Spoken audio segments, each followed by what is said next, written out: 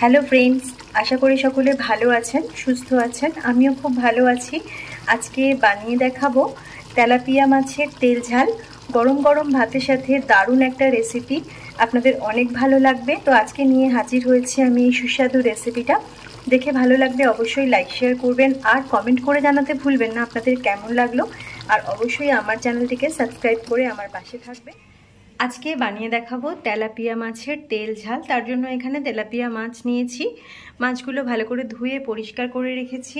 রান্না করার জন্য নিয়েছি সর্ষের তেল 4 টেবিল চামচ, একটা টমেটো টুকরো করে নিয়েছি, পেঁয়াজের পেস্ট নিয়েছি একটা, আদা আর রসুনের পেস্ট 1 টেবিল চামচ, হলুদ গুঁড়ো নিয়ে নিয়েছি 1 টিস্পুন, ঝাল লঙ্কার গুঁড়ো 1 টিস্পুন আর কাশ্মীরি লঙ্কার গুঁড়ো নিয়েছি 1 টিস্পুন। এখানে একটা শুকনো লঙ্কা নিয়েছি আর নিয়েছি স্বাদমতো নুন ব্যবহার করব। এখানে নিয়েছি ধনে পাতা কুচি আর নিয়েছি ধনে গুঁড়ো 1 টিস্পুন। প্রথমেই মাছটাকে নুন আর হলুদ মাখিয়ে নিতে হবে। মাছ ভেজে নেওয়ার জন্য কড়াইতে দিয়ে দিচ্ছি তেল। তেলটা একটু ভালো করে গরম করে নেওয়ার পর মাছগুলো ভাজা শুরু করব। এখন এভাবে একটু তেলটাকে কড়াইয়ের চারপাশে ছড়িয়ে নিলাম। আর এখানে মাছের মধ্যে আমি নুন আর হলুদ মাখিয়ে রেখেছি। এখন তেলটা গরম হয়ে গেছে। এবার আমি এক এক করে মাছগুলো দিয়ে ভেজে নেব।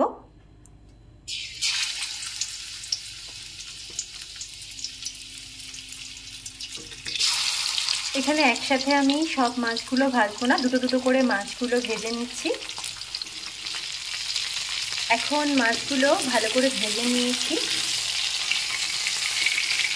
ভেজে নেওয়া মাছগুলো তুলে নিচ্ছি।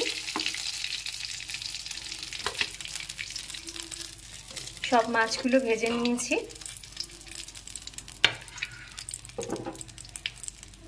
কড়াইয়ের মধ্যে বাকি তেলটা দিয়ে এর মধ্যে দিয়ে দিচ্ছি শুকনো লঙ্কাটা। একটু হালকা নেড়ে চেড়ে ভেজে নেওয়ার পর এর মধ্যে দিয়ে দেব পেঁয়াজের পেস্ট।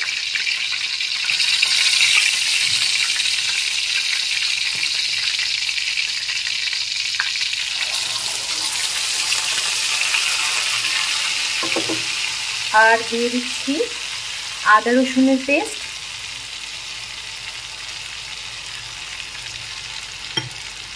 এখন মশলাটাকে ভালো করে একটু কষিয়ে নিতে হবে। আদা রসুনের পেস্টটাকে ভালো করে কষিয়ে নিয়েছি আর সাথে পেঁয়াজের পেস্টটাও কষিয়ে নিয়েছি একসাথে। এবার এর মধ্যে দিয়ে দিচ্ছি টমেটোর টুকরো, দিয়ে দিচ্ছি ঝাল লঙ্কার গুঁড়ো, কাশ্মীরি লঙ্কার গুঁড়ো,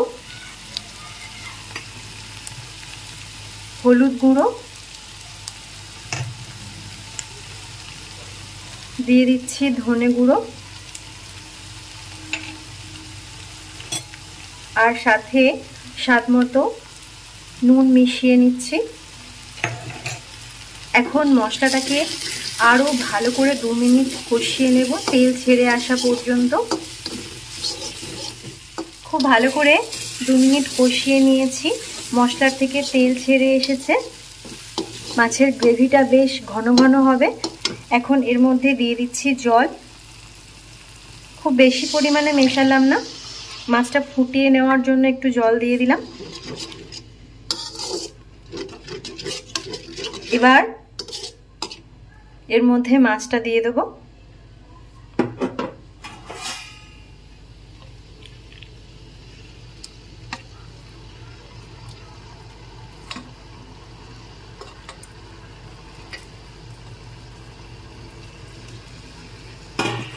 এখন 2 মিনিট ফুটিয়ে নিতে হবে।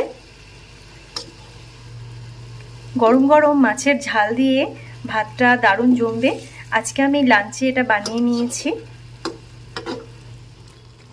এখন 2 মিনিট ফুটিয়ে নিয়েছি, একদম রেডি হয়ে গেছে তেলাপিয়া মাছের তেল ঝাল। গরম গরম ভাতের সাথে রেসিপিটা খেতে দারুণ লাগবে। আপনারাও ট্রাই করতে পারেন। আশা করি আপনাদের ভালো লাগবে।